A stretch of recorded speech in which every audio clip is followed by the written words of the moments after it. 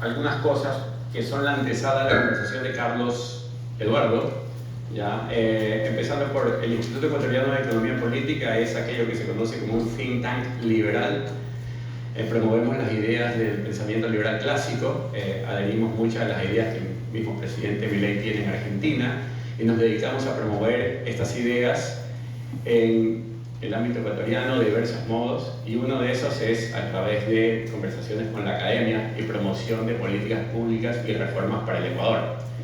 ¿Cómo nace la iniciativa de promover esta reforma, que es una reforma laboral para, digamos, destrabar ese sistema que nosotros tenemos y que traba e impide la creación de empleo? Nace con, digamos así, con el apoyo de una institución internacional llamada Atlas Network, y desde hace algún tiempo hemos venido trabajando en promover dos reformas: la reforma al Código Laboral y una reforma al sistema financiero que nos permita atraer banca internacional al país. Aparte, como se mencionó al principio, tenemos algunos programas que divulgan este tipo de ideas y que discuten cotidianamente cuáles son las reformas y los cambios que se necesitan hacer en el Ecuador. Mencionado esto, yo quisiera decirles algo con respecto al salario. Los comentarios que voy a hacer son de alguna manera aislados, pero sin embargo creo que también tienen alguna relación. Los salarios no son otra cosa que un precio más de la economía, Y cuando estoy mencionando eso, tal vez a los abogados no les suene tan bien, o tal vez los economistas no se hayan puesto a pensar en los salarios como un precio más de la economía. Y como todo precio tiene que reflejar las condiciones particulares del mercado en el que se encuentra. Entonces, bajo determinadas condiciones surgen los salarios, y desde luego los salarios no pueden ser establecidos de modo político desde una entidad ajena a la realidad o las circunstancias por las que pasan las distintas empresas o los distintos, digámoslo así, grupos empresariales. Lo que está sucediendo en la sierra es muy distinto a lo que sucede en la costa, o es lo que puede estar sucediendo en las Islas Galápagos, e incluso dentro de Guayaquil no tenemos una especie de empresa o de empresas que, digamos, todas operan de la misma manera y bajo las mismas circunstancias. Todos tenemos, al igual que vemos que hay restaurantes que triunfan, hay otros que no triunfan, por lo tanto los acuerdos que den lugar a esos salarios tienen que venir del mundo de la realidad o de las condiciones económicas que vivimos, y no desde el ámbito político. Y en ese sentido quisiera expresar que los salarios mínimos provienen del ámbito político, son fijados políticamente, se establecen desde un lugar diferente de la empresa, y por ello es que terminan fracasando y no marcando o mostrando la realidad. Ahora, mencionaba que los salarios son un precio más de la economía, porque lo son, y los precios tienen que cambiar para mostrar los cambios que se dan en la economía. Ok, primera cosa que decía, y en ese sentido, pues sencillamente los salarios no se decretan, o no deberían decretarse. Ahora les voy a hacer una pregunta que, mejor dicho, les voy a llevar una reflexión que tal vez sí hayan observado en el día a día. Todos hemos estado alguna vez atrapados en el tráfico, ¿ya? Viendo que el municipio, o la prefectura, o el gobierno está haciendo alguna especie de obra pública a la hora que nosotros consideramos hora pico, hora de salida del trabajo, hora de llegada hacia el trabajo, en el momento en que sales de tu casa hacia la universidad, y te preguntas por qué razón no hacen esa actividad en la noche, cuando no hay tráfico, cuando no seríamos todos afectados por dicha tarea. ¿Y tienen alguna idea de por qué eso es así? Por el bono nocturno. Sencillamente, exacto, porque cuesta más trabajar de noche. Entonces, aquellos que están encargados de realizar la obra terminan haciéndola de día, entorpeciendo la operación cotidiana de todos ustedes, porque el código laboral finalmente establece que hay que pagar mucho más en la noche, ya, si la obra se realiza en ese momento. Entonces, uno podría creer, ahora entiendo por qué tenemos tráfico, o algunos de los momentos de tráfico. Otra cosa que también parece sencilla, la verdad es que yo creo que por ahí vienen las cosas, y es que imaginemos que el día viernes se va a graduar tu hermano, y estás trabajando en una oficina y le dices a tu jefe, ¿puedo retirarme 2 horas antes? Mi hermano me ha dicho que quiere que esté en la graduación, y esas 2 horas las recuperamos en otro momento. En el mundo real sucede que de forma informal dicen, ok, vaya, y luego vemos cómo recuperamos. Sin embargo, la recuperación como tal no existe. O sea, porque yo no le puedo decir a esa persona, el día lunes, por favor, trabájame esas 2 horas más para que recuperes las 2 del día viernes.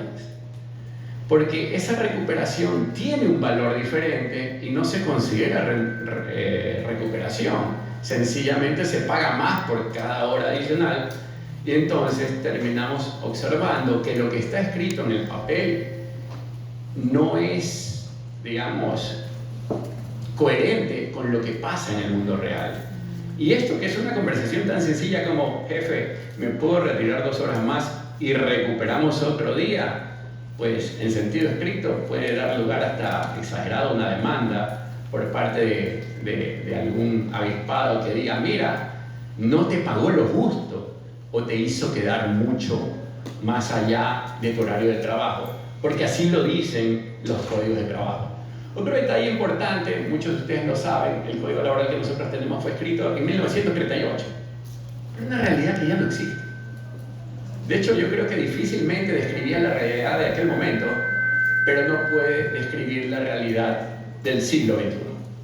Por ello es necesario hacerle ajustes.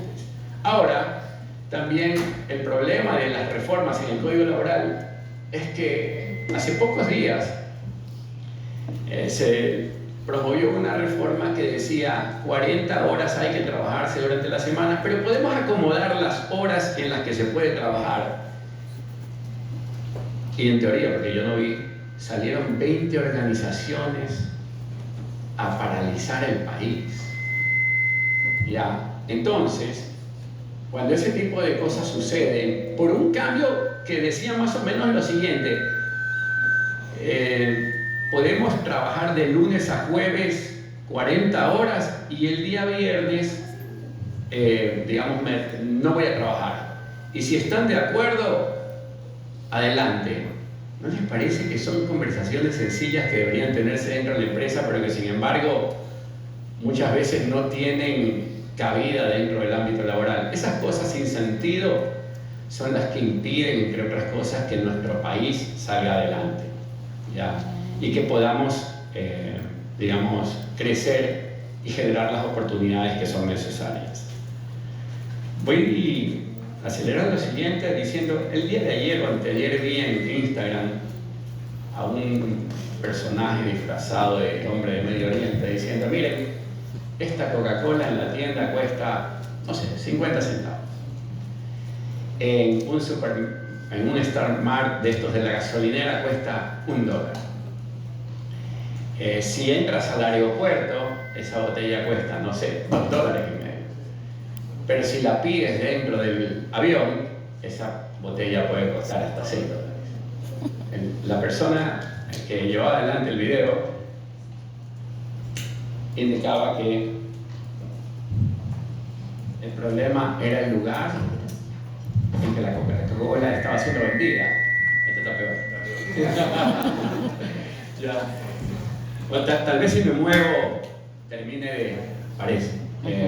El problema era que, aunque la Coca-Cola tuvo el mismo proceso, la misma mano de obra, probablemente la misma fórmula, el mismo tiempo de trabajo para ser elaborada, el lugar era lo que determinaba la circunstancia diferente.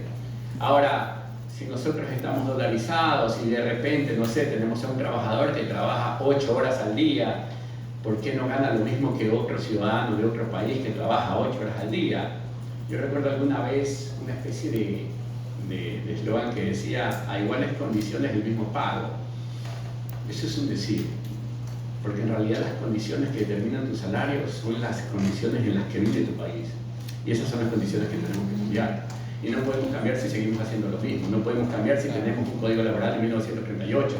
Entonces, eso es parte de lo que hay que hacer, porque como dijo, por cierto, muchísimas gracias por estar aquí, muchísimas gracias a Albert, muchísimas gracias a la UV, muchísimas gracias a todos los que tienen, a todos los que hay que darles gracias, ya, gracias totales. Pero lo cierto es que las reformas no solamente hay que tenerlas y volverlas un documento, hay que comunicarlas, hay que venderlas, hay que promoverlas, hay que, digamos, hacerlas accesibles a las personas. Y si no tenemos espacios como este, vamos a permanecer anclados en el pasado y como dicen, que dice Albert Einstein, no me consta, pero así se dice, si seguimos haciendo lo mismo no podemos esperar resultados diferentes. Bueno, muchísimas gracias, Carlos. Creo que me estoy